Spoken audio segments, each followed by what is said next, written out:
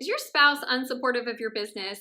If so, watch this video. I'm going to share with you 4 strategies to grow your business while getting your spouse on board with your end game. I'm Amy Walker, and welcome to the CEO Spot, the place for you to grow your business and maintain balance in your life. So for all those tips that you need to grow your business, keep your balance, make sure that you subscribe to the channel and hit that bell so that when we release new video, Tuesday through Thursday, you're going to get updates and notifications. It sucks when your spouse doesn't support your dreams, and I don't want to minimize that or pretend like it doesn't. But it doesn't have to be one or the other. It doesn't have to be that your spouse supports your dreams or you give up on them. You truly can grow your business while enrolling your spouse into the vision for your dreams and for your end game, and you don't have to pick one or the other. By the end of this video, you're going to have 4 strategies that will help you grow your business while creating more peace and harmony in your relationships so that you truly can have both.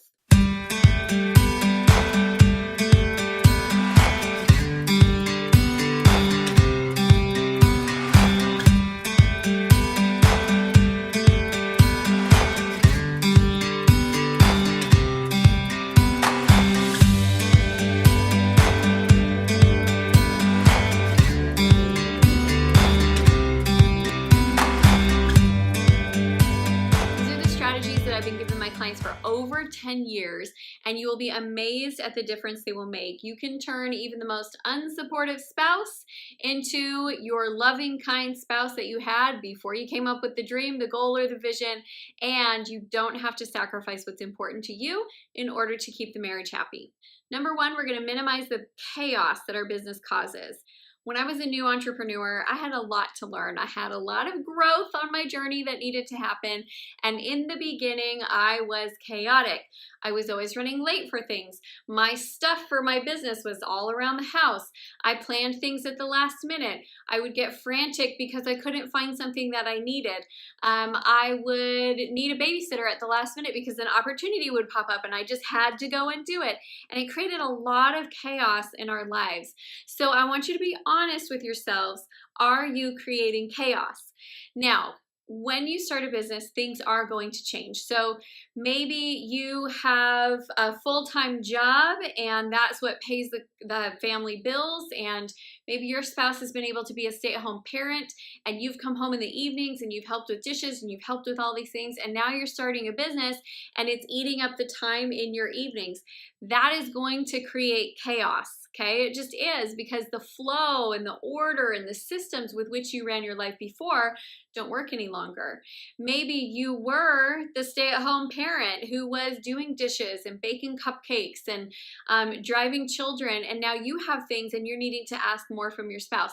That's going to create chaos because the order that you had that maintained this lifestyle no longer works when you're trying to create this lifestyle. There's a zone of chaos in between.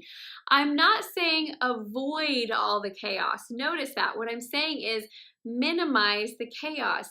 What is the excess chaos that you're causing that doesn't have to be there? What are the things that maybe you're doing that are making it harder on everyone else around you? Are you being frantic? Are you planning at the last minute? Are you not communicating your schedule? Are you saying yes to things that, like, every opportunity that comes your way, you're saying yes because you feel like you can't miss out on anything? What are you doing that's creating chaos that you could simply take out of the mix? Don't have to be chaotic there anymore. The more that you can create calm through this journey, the easier it is going to be to navigate that natural gap. Because like I said, all the systems that worked when your life was here no longer work because you're trying to do something different. There's natural chaos that happens, and then there's the extra chaos that happens just because we're being human, we're not planning ahead. Get rid of that stuff and watch as your unsupportive spouse all of a sudden is like, okay, maybe we can do this. Tip number 2, fill your spouse's needs. This is a really common problem that I see when one spouse is going after their dreams and the other spouse is not real supportive. When you can actually get into a point where you can have a good, positive conversation, a lot of times what's going on is that unsupportive spouse is not getting their emotional needs met. And you know, if we look at the 5 love languages, it could be time, it could be quality time, words of affirmations, physical touch, gifts, acts of service. That's my husband's, and it's funny how I thought of that last. I'll have to That might be a Freudian slip. Maybe I need to go do some more acts of service. But we all have those core needs that we have that make us feel safe. They make us feel secure. They make us feel loved. They make us feel valued. They make us feel important. And those core needs need to be met. I want to point out something that's pretty common with entrepreneurs. Entrepreneurs tend to have a strong need for change and for impact and for influence, and we like to mix things up. We tend to marry people who are safety and security minded. My husband is totally safety and security minded. And so when we have that opposite going on there, what can happen is that the business totally makes that sense of safety and security feel like it's going away for the spouse. And then the spouse is unsupportive because they feel like their needs are not met. Now, I know entrepreneurship is more financially risky sometimes than being in a traditional 9-to-5 job. Now, the truth is, though, nobody can fire you from entrepreneurship. So in my mind, it's not more risky, but in a lot of people's who want that steady paycheck, it is. But understand that even if they're saying it's the finances, there is a deeper emotional need that's not being met because money doesn't actually bring sense of safety and security. Love does, unconditional love, feeling peace in the home. I know that if we lost everything today, I would be sad about it, but I know that I would still be safe and I would still be secure if I had my spouse with me because he brings that into my life, that feeling that everything's going to work out because we're going to figure it out together. So find what those emotional needs are and then you be so proactive about filling them. I feel like sometimes I have telepathy where I like hear but Amy, and I'm hearing one right now and is, but Amy, he doesn't fill my emotional needs. Why should I spend time and effort to fill his when he's not even supporting my dream? Because that's not the way that the world works. That's not the way that relationships work. We can't wait for someone else to go first. We just go first. That's what love is about. That's what the commitments that we make are about when we get married. So you just go first. You fill your spouse's emotional needs and reciprocation will happen unless you're married to some psycho, which hopefully you're not. So reciprocation will happen, but fill their emotional needs. If you had a spouse who supported you before, but now all of a sudden they're not, they probably have some emotional voids there. Tip number 3, while you are enrolling your spouse into your vision and your dream and your business, talk about the peaks, not the valleys. When I was newer in business, now I will tell you, I'm blessed. My husband has always been supportive. However, in the early years, he didn't support me in a way that felt supportive to me. His level of support was to protect me from harm and from danger and from getting hurt and from falling flat on my face. So what I felt like was he wasn't supporting me and really going for my dreams, but really what he was doing was trying to support me by keeping me safe. And it wasn't exactly what I needed. And we've had to learn over the years. Now, one of the things that I did in the beginning that contributed to that was I would tell him all my disappointments. This person canceled their appointment. This person was mean to me. That person, can you even just know what they said and how upset I was about it? And, I'm stressed because of this and I'm worried I'm not going to meet this deadline. And in his mind, he's like, wow, my wife has a business that's making her miserable. Why would I want her to do that? I want to keep her protected from it. So I learned in my first few years of business that he needed to hear about the peaks, but that I needed to have a support network that I could go to when I was in the valleys that wasn't necessarily him. Because let's be clear, he didn't have the skill to coach me out of it. He didn't have any insider information or knowledge that was going to help make the situation better. So what I was doing in my valleys was I was venting. And you can vent to your mom, you can vent to your sister, but when you vent to your husband, they want to fix everything for you, right? So I needed to learn that who I go to in my valleys was my mentor, my business coach, my consultant, whoever it was that I had enlisted to be on my team. That's who I go to in the valleys. And then when it's time to celebrate, he is the first person that I call to say, look at this win that I just had or what I just created. And that helps your spouse to really be involved in the successes of the business. Otherwise, what happens is sometimes you only show them the challenges. That's no fun. Okay, tip number 4, and this one's so important, protect the family finances. Don't make stupid financial decisions. Don't mix your business money and your personal money. Don't pull a bunch of money out of the business and not tell your husband that you're doing it and not pay the family. Don't pull money out of the family budget to feed into the business and not tell your spouse that you're doing it.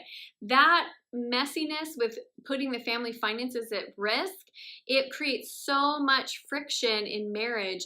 And really what you need to do is be a good financial manager of your business funds, be a good financial manager of your personal funds. And then if you really think about it, what's your spouse going to be unsupportive of?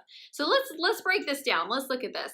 So we're not making their life complete chaos because we now have a dream and a vision and a business.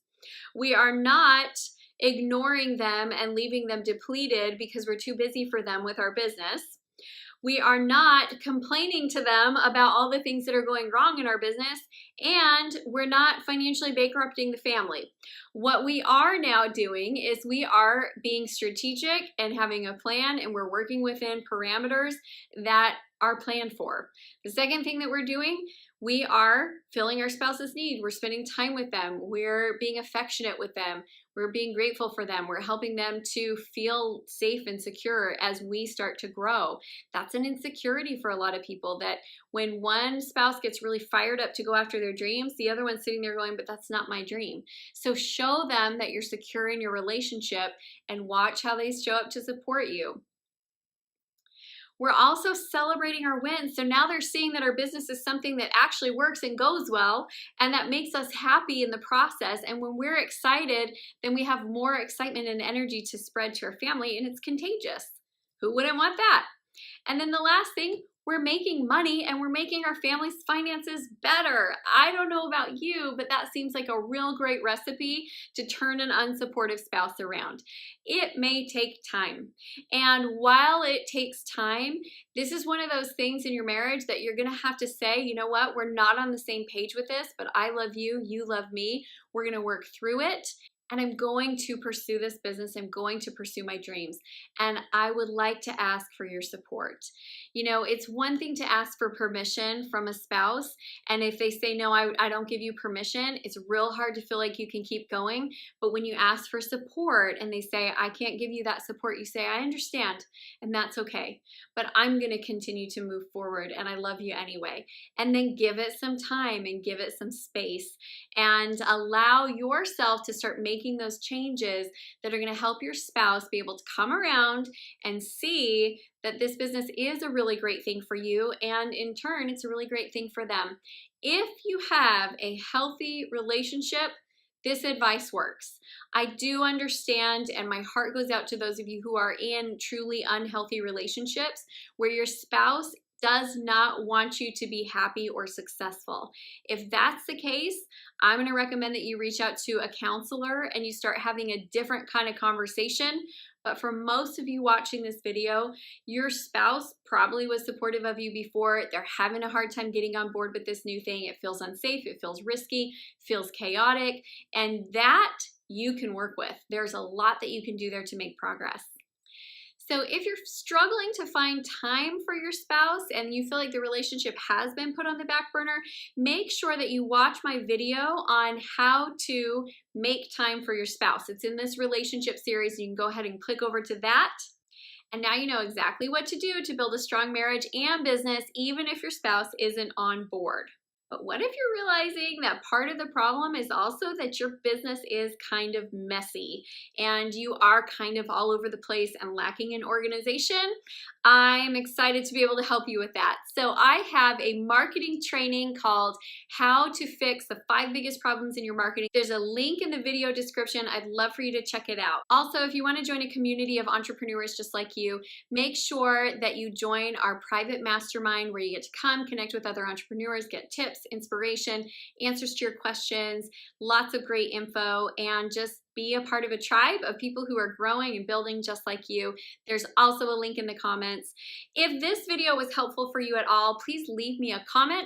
Let me know that you liked it, share it out with your friends, subscribe to the channel, and join our private community so that you can be a part of the after conversation. Thanks so much, everyone. I'm Amy Walker.